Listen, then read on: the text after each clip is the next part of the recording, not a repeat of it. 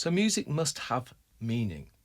It must carry some kind of message. Obviously not the same message that words carry, but a musical message, whatever that is.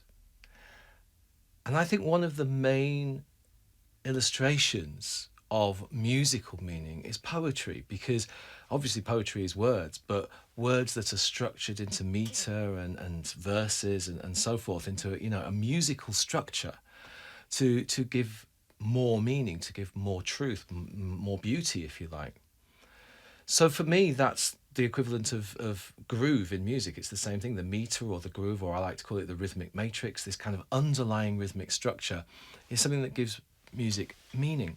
Let me show you two versions of the opening of Mozart's Sonata in C K454. Familiar piece, a lot of people learn to play it because it's not sort of too difficult. The notes are not too difficult. So here's the first version. Have a listen to this.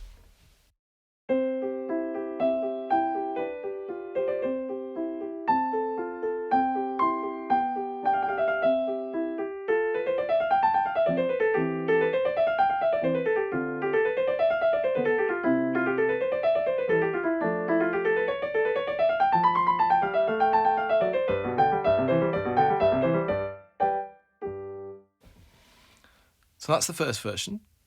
I think that's kind of fairly musical. Listen to the second version.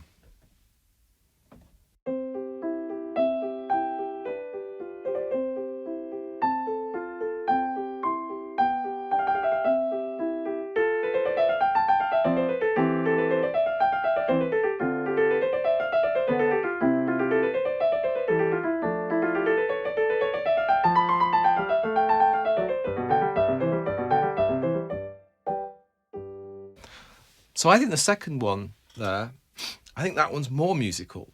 And that's because the rhythms that I'm using is more of a poetic rhythm. It has a stronger groove, rather than being more like speech rhythm. So we tend to hear music, when we listen to music, we tend to hear music poetically. But I think when we play music, there's quite a strong tendency to use speech rhythms if we don't consciously generate groove, if we don't really feel and, as I say, kind of really mean it in terms of this poetic structure, this musical meter or rhythmic matrix. So what is it? Well, as I say, it's structure. It's a bit like a question and answer feeling. You know how poems go dee-dum, dee-dum, dee-dum, dee-dum, dee-dum, dee-dum, dee-dum, dee-dum, dee-dum, dee-dum, dee-dum, dee-dum, dee-dum, dee-dum, dee-dum, dee-dum. So it's that feeling of it, feeling like it's telling you. So obviously I didn't say any words there, but you felt as if I was saying something just through that structure. And that feeling of question and answer, call and response, that kind of grows, it builds, it unfolds. Through that, we develop this sense of flow and patterning. And I always think it's a little bit like nature. It's a little bit like, if you drop a stone in water, you get ripples, you get a pattern. The leaves dancing in the wind have a certain sort of poetry in the motion that it looks beautiful, it kind of looks meaningful. So nature is full of patterns, it's full of structure that form that is meaningful, full of rhythm, if you like. So this is kind of interesting if you think of this kind of rippling effect. Let me play the opening of another piece that's very often learnt by piano students. This is the opening of the famous C major prelude of Bach from the 48. So it ripples, but listen to the two performances again. Here's the first one.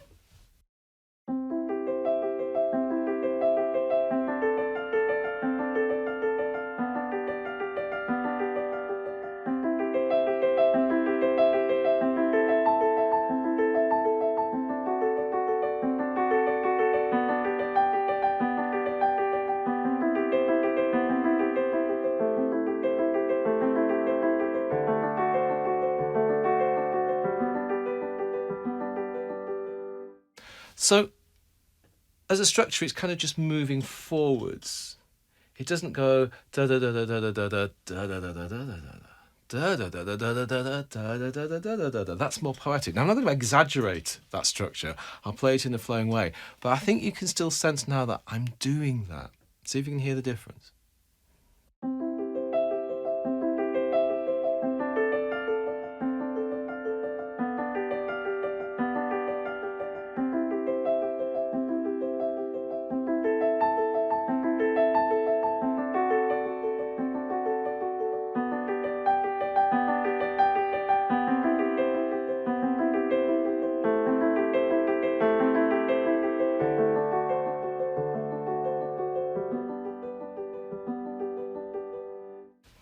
So it has more of this poetic structure, more of this kind of call and response feeling. It feels more like a story, doesn't it? So I like that. I think that's something that is, it's more meaningful. It carries more meaning. But what about music that isn't, following a kind of obvious pattern like that? So here's the opening of a Beethoven sonata, Opus 10, number 2, in F, and it's another piece that's very commonly learnt by piano students. It doesn't have that kind of groove structure on the surface. It's more like a speech rhythm. So let's just play it like that. I'm not going to pay too much attention to the groove. I'll just play the rhythm right, how it goes, and we'll just do like a speech rhythm version, and then we'll compare it to a version where I'm thinking of the groove.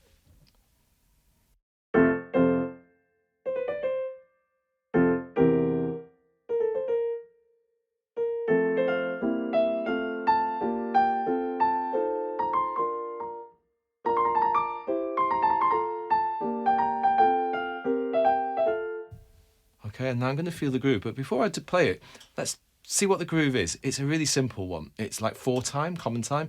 Da da dee da dee da da da. 1 and 2 and 3 and 4.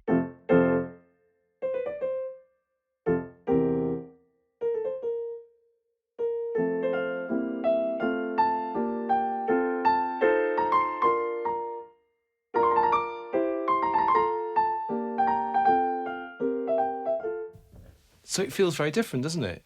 I mean, the material is not so different. Both were kind of in time, similar dynamics, similar articulation. But the second one has more story. And I think people often don't realise that that's what they're hearing when something kind of sounds more meaningful or maybe more appealing, more accessible, more tuneful. They kind of think it's something to do with the tune itself. And it kind of really isn't. Even if I just play one note repeatedly and I go...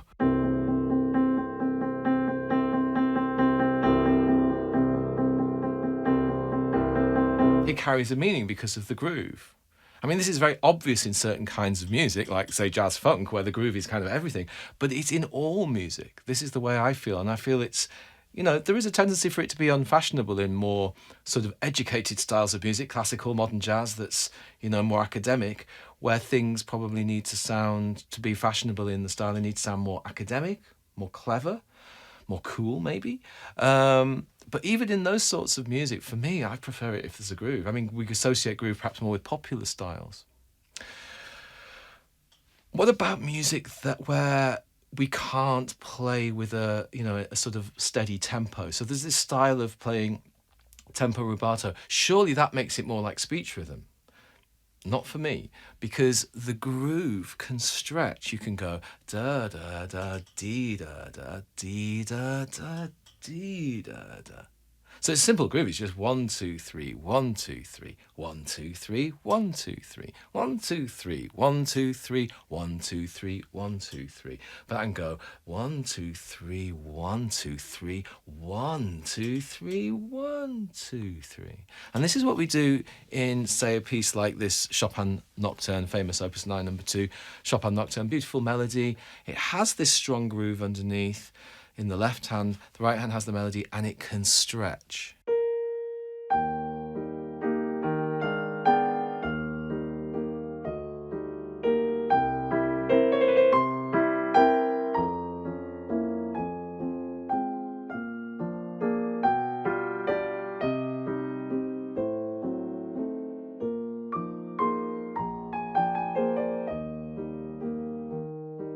You've got to feel that stretchiness. You've got to feel the way that there is still a steady underlying structure, poetic structure, but it's got this flexibility, this elasticity.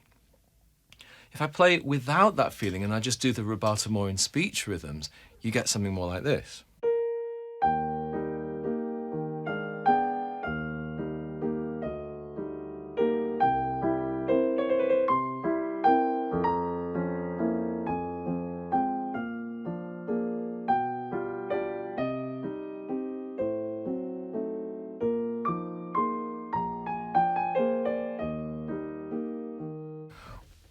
Which obviously has a very different feel. Let me play the other one again. Actually, before I do, I'll play it in strict time so you can really hear the groove.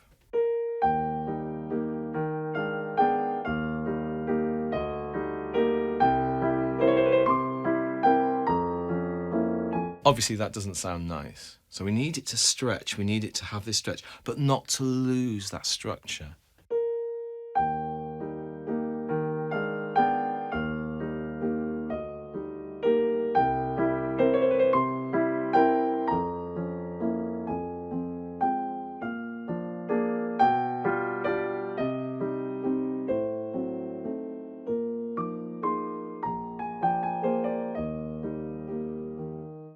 So obviously it makes it, as I say, carry more meaning, it makes it more accessible. Depends if that's what you want, as I say. I mean, obviously throughout the 20th century and into the 21st century, arts of various types, different types of art have become, modern and avant-garde and strange. I don't know why this is exactly. I mean, it might reflect the sort of fragmentary nature of human civilization. It might be a sort of self-conscious desire to be clever, to be original, to be quirky, to be cool. But obviously it exists. You get music that sounds like this.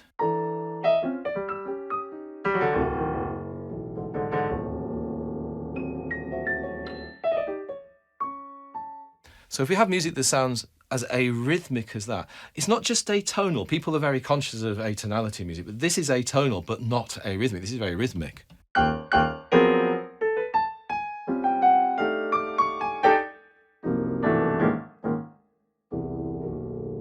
Yeah, still atonal, but there's rhythm. There's neither. You could start to say it's amusical. You could say if music doesn't have rhythm and it doesn't have tonality, maybe it's no longer music. One of the definitions of music is organised sound. So this is a kind of music that is moving more towards chaos, more towards disorganised. So it has a very particular effect. It's great for a certain sort of emotional response. I suppose it's similar in modern art, modern poetry. We sort of disrupt it. Modern architecture, we're disrupting symmetry and nature's patterning, this kind of natural beauty of nature. We disrupt it to the point where I guess some people might find the kind of natural poetic structure that I'm championing here, they might think it's kind of trite and hackneyed and not beautiful. But each to their own. I really like it. I think that Chopin played with a strong groove is beautiful. Of course, one of the things that I do is improvise. I love to improvise, and Chopin and Beethoven and Mozart and Bach, they were all improvisers too. So they composed sort of onto a blank canvas in real time. That's kind of what improvising is. I don't mean improvising over a set structure like some chords or something that you've pre-planned, but literally just making something up. So to do that, you absolutely need this structure, this sense of musical structure and groove, this rhythmic underpinning has got to be there so that you know where you are, so you don't get lost. I mean, when you're improvising, you might forget what you've played. I mean, it's not uncommon for me to forget a tune that I've played a few moments ago. I haven't got an amazing memory like that.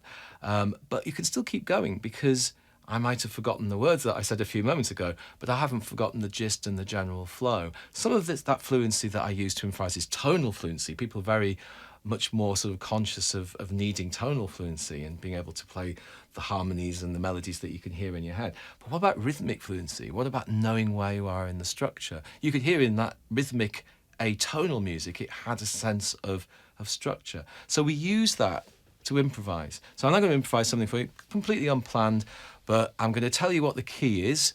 The key will be C minor. There's a C minor chord for you. And I'll do it with a groove, a matrix structure that goes like the Chopin. Da da da dee da da dee da da dee da.